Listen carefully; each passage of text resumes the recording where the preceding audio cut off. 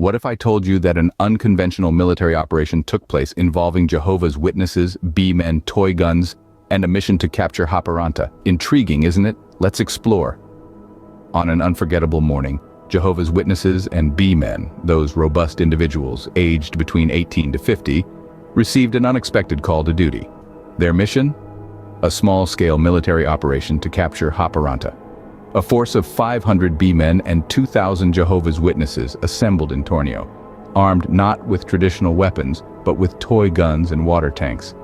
Their strategy was simple. The B-men would protect the Jehovah's Witnesses as they sprayed the unsuspecting residents of Haaparanta with water from their toy guns, all the while shouting, "Haratka," or "Wake up." The first targets? The Nuskatuku and IKEA, which they planned to transform into a makeshift military barracks. The operation unfolded. They encountered little resistance at the border.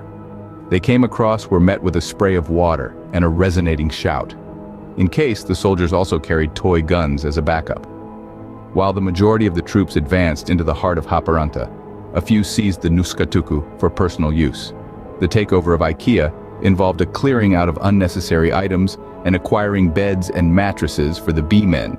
The Jehovah's Witnesses, on the other hand, took to sleeping in tents and replenished their water supply from the Tornionjoki River. This operation was approached with utmost severity. To avert any possible breakout, the Jehovah's Witnesses were shackled together when darkness fell. At dawn, the exodus of Haaparanta initiated. Inhabitants were presented the alternative to remain if they preferred. But the operation was scheduled to persist until the icy temperatures halted further advancement. Instead of real firepower, the soldiers were equipped with toy guns, adding a surreal element to the seriousness of the situation.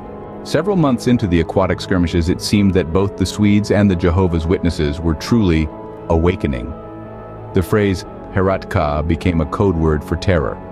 The climate became so hostile, the Jehovah's Witnesses decided to their faith.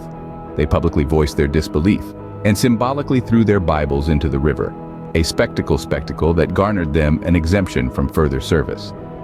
As the holy books decayed in the water, the region began to be referred to as the Beer Sea. The B-men, on the other hand, were honored with a memorial at the former border crossing. The operation was a success in more ways than one. It not only improved the image of the Jehovah's Witnesses, but also brought the Nuskatuku and IKEA to Tornio. There were no casualties, and the main commodities were snus, amphetamines, and beer, all transported using toy guns instead of real firearms. In the aftermath, the B-men were hailed as heroes, and the Jehovah's Witnesses were no longer viewed as crazy. The Sburgut, if needed, were allowed to reside in the Jehovah's Witnesses' meeting places. In conclusion, this out-of-the-box military operation involving Jehovah's Witnesses and B-men, armed with toy guns, effectively seized Haaparanta. The aftermath was a change in the image of Jehovah's Witnesses, a memorial for the B-men, and the relocation of the Nuskatuku and IKEA to Tornio. This serves a testament to the fact that occasionally the most unconventional tactics can produce the most unanticipated outcomes.